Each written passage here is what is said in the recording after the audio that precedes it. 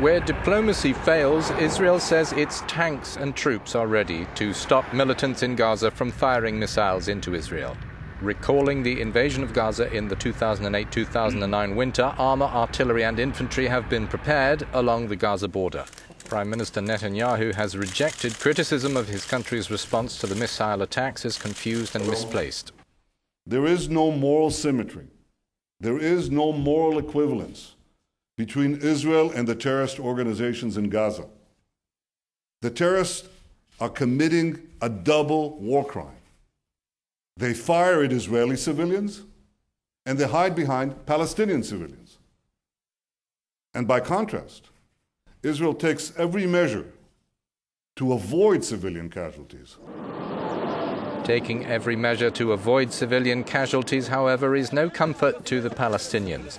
Local officials said more than half the people killed in Gaza since airstrikes began on Wednesday have been non-combatants.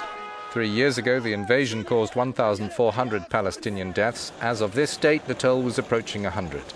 Rockets fired into southern Israel, not aimed at military targets, have killed 3 Israeli civilians.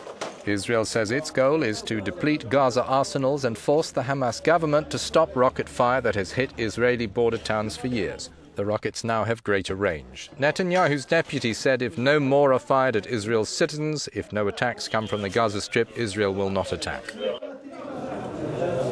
Khaled Mashal, exiled leader of Hamas, the Islamist group that rules the coastal strip, said Israel had failed to achieve its objectives.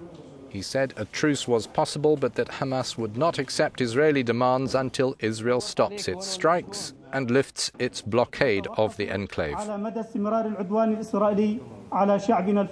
A big rocket strike could be enough for Netanyahu to give a green light for a Gaza invasion, despite the political risks before a January vote that is expected to see him re-elected. Hamas refuses to recognize Israel and is sworn to destroy it, claiming all Israeli territory as Palestinian by right.